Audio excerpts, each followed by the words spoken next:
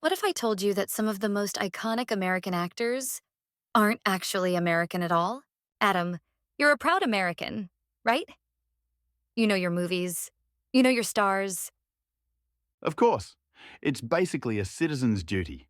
I can spot a fake accent from a mile away. Remember that guy in that awful fantasy movie? It sounded like he learned English from a broken GPS. Exactly. But that's what I mean. The bad ones are easy to spot. It's the good ones you have to worry about. I have a list of actors here that I think is going to completely shatter your reality. These are the British actors who have had all of America, including you, my friend, completely fooled. Oh, I doubt that. I'm pretty good. I knew the guy from that vampire show was British, and the other guy from that other vampire show. It's usually the vampires. But bring it on. Let's see your list. I'm ready to be, well, not surprised. That's the spirit. But I genuinely think your idea of Hollywood is about to change forever. We're not just talking about actors who pull off a passable accent. We're talking about accent chameleons. Performers so convincing that Americans forget they aren't homegrown talent. And it's not just luck. There's a whole science to it. Actors work for months with dialect coaches to learn the actual physicality of an American accent. It's all about something called oral posture, how you hold your jaw, your tongue, your lips. It's a complete muscular transformation. Oral posture? Now you're just making things up. That sounds like something my dentist yells at me about. I'm serious. It's a craft. So get ready to have your mind blown. Let's kick things off with an easy one. Or what I thought was an easy one. Number one on my list is Christian Bale. Okay, no, just no. Christian Bale. Batman? Patrick Bateman in American Psycho? That guy is as American as it gets. He's from, I don't know, California or something. He's got that intense, brooding American thing down pat. I've heard him in interviews. He sounds American. Ah, and that is where the deception begins. Christian Bale was born in Haverfordwest, Wales, to English parents. He is thoroughly, deeply British. The reason you've probably heard him with an American accent in interviews is that he's famous for staying in character, accent, and all, to not break the illusion during a film's production and even some of its promotion. That's his level of commitment. Wait, for real? So when he's on a talk show for The Dark Knight, he's faking it? That's insane.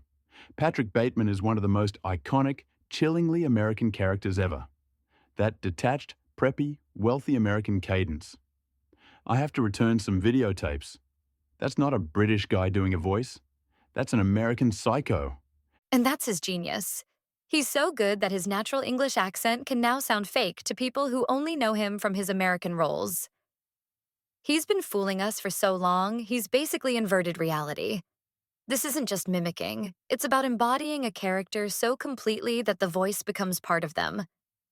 He's not putting on an accent. For the role, he becomes American. He's the undisputed king of this, which is why he had to be number one. He's even said himself that using an American accent opened up way more roles for him in Hollywood. My entire understanding of Batman is a lie. A wonderful, gravelly voiced lie. Okay, you've shaken me. I'll give you that one. Who's next? All right, next on the list, Daniel Kaluuya. Get Out. Literally, Get Out. One of the most talked about American movies of the last decade, starring a guy from London. No? Chris Washington? The guy just trying to make it through a weekend with his girlfriend's terrifying family? He felt so relatable and authentically American. I just assumed he was from LA or New York, not London. And what about Judas and the Black Messiah? He played Fred Hampton, the chairman of the freaking Black Panther Party in Illinois. That's not just some generic American accent. That is a specific historical, regional American identity. Exactly. And that's the next level of this craft. He didn't just learn a general American accent, he got incredibly specific. He worked with a dialect coach to master Fred Hampton's unique Chicago accent and speech patterns. He even took lessons from an opera singer to learn how to project his voice and control his breathing to deliver those powerful speeches day after day without shredding his vocal cords. He went to an opera coach to learn a Chicago accent. That's amazing. I just thought he was a brilliant actor. I didn't realize he was a vocal athlete, too. That's what it is. He said the speeches felt like a talking version of singing. He studied the rhythm, the cadence, the musicality of it.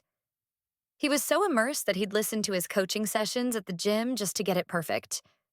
He wanted to honor the influence of Hampton's Southern parents in his voice, creating this melting pot of sounds that felt completely real. So when you watch him, you're not just hearing a good accent. You're hearing a voice built from the ground up with meticulous precision. Okay, I am officially floored. The fact that the voice of the Black Panther Party in that film came from a guy from London that's just a testament to his unbelievable skill. I am truly, deeply fooled. All right, let's lighten the mood a little. Your friendly neighborhood Spider-Man, Tom Holland. Okay, good one. You're joking. He's a kid from Queens. Peter Parker is Queens. He's got that fast-paced, slightly neurotic, excitable New York energy. It's perfect. It's... Wait, you're not joking, are you? Not in the slightest. Tom Holland is from Kingston upon Thames, London. He went to the BRIT School, a famous performing arts academy in England. He was literally Billy Elliot in the West End musical. He could not be more British. But Spider-Man, he sounds so natural. When he's geeking out with Ned or being awkward around MJ, there isn't a single hint of an accent slip. How? Hard work and tons of it. He works very closely with his dialect coach, a guy he calls his best mate, to nail that Queen's sound. It's so ingrained now that he's admitted that when he gets animated telling a story at a dinner party, he sometimes slips into an American accent because it just feels more comfortable, like he's performing. He's played Spider-Man so much that the American voice is practically second nature. So he's more comfortable pretending to be from Queens than being from London. That's commitment. It is, but it's not always flawless. He mentioned that for one day on Spider-Man. Homecoming, his coach wasn't on set, and he accidentally did an entire scene in his British accent. They had to go back and dub his lines later. It just proves how much focus it takes to keep that illusion going. The Peter Parker you know and love is a carefully constructed performance, right down to the vocal cords. I feel like I need to rewatch all the Marvel movies with this new information. It's like finding out Captain America was secretly Canadian or something. Mind-bending. Born and raised in Hackney, East London, his performance as Stringer Bell is legendary, not just for the acting, but because his American accent is considered one of the all-time greats. So many Americans watched that whole series without ever knowing he wasn't from the States. I am one of those Americans. The accent was so specific. It wasn't just American, it was Baltimore. It had a certain weight and rhythm to it that felt completely authentic to that world. I can't process this. It's even funnier when you find out that his early attempts at an American accent were supposedly so bad that on one of his first jobs, they just dubbed over his voice with another actor. But he worked at it. He lived in the States for a while and just perfected it. For The Wire, there's a famous story that the show's creator, David Simon, was adamant about casting local actors. Idris went in, did his audition with a flawless accent, got the part, and only later did the creator overhear him on the phone and realize he was British. He tricked the creator of the show. That is next-level confidence. It reminds me of what you said about the technical side of it all. Exactly. It's about avoiding the little giveaways. A classic mistake non-native speakers make is something called the intrusive R, where they add an R sound where it doesn't belong. Like saying, I saw a movie. Mastering an accent is as much about what you don't do as what you do. It's about killing those tiny subconscious errors that a native speaker's ear might catch. Idris Elba is a master at that. He built that accent so perfectly that he became the gold standard. I'm starting to think every actor I like is secretly British. This is a full-blown conspiracy. Okay, we're about halfway through and Adam's reality is crumbling. Before we completely destroy what's left of his worldview, let us know in the comments. Which actor has shocked you the most so far? And who do you think is coming up next? Please don't say Tom Hanks. I don't think my heart could take it. Tom Hanks is safe. for now.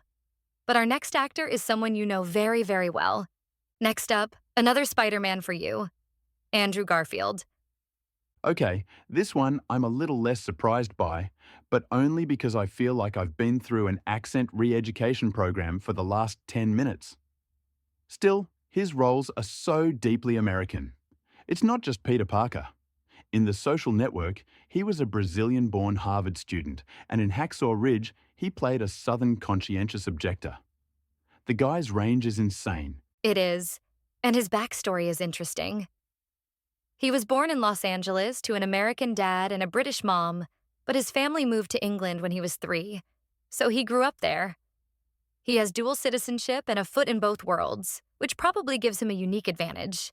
But make no mistake, he has a very posh English accent in his daily life.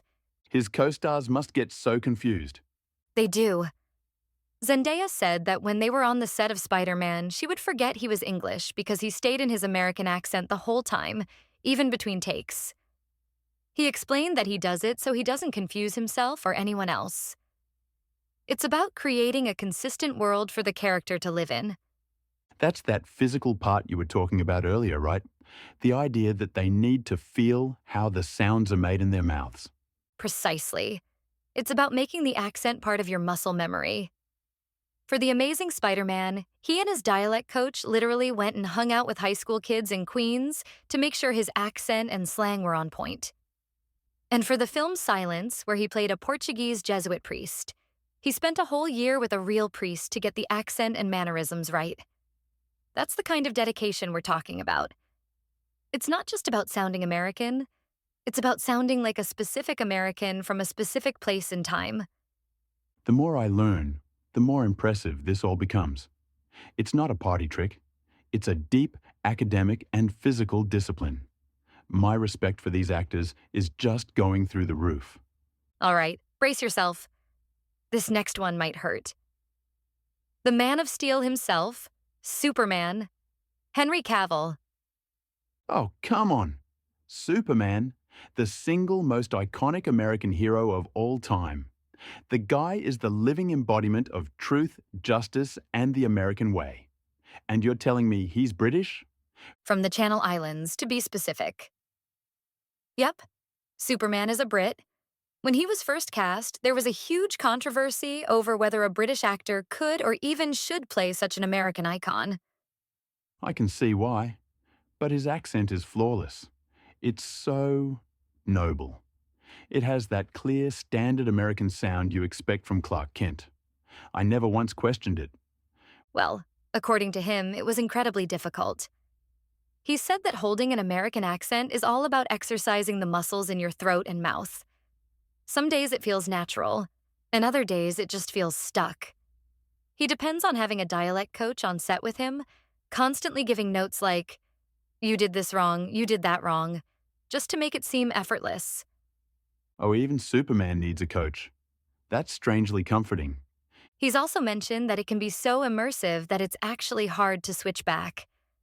After spending a whole day on set speaking in an American accent, he'd find it took real effort to go back to his natural British accent. It just shows how deep that muscle memory goes. That oral posture we talked about becomes the new normal.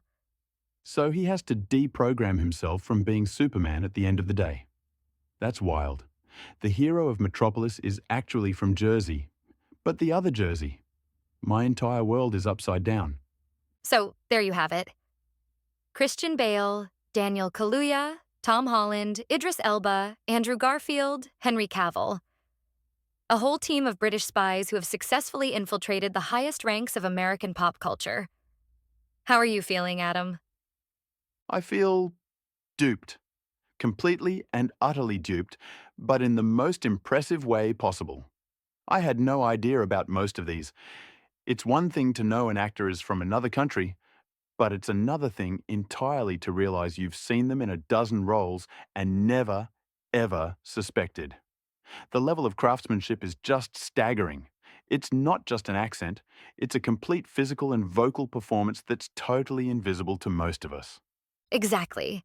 It's a testament to their incredible skill and the unsung work of dialect coaches. These actors don't just put on a voice, they transform. They study the rhythm, the intonation, the melody, and the physicality of the American accent until it becomes second nature to their character. They fool us because they are just that good.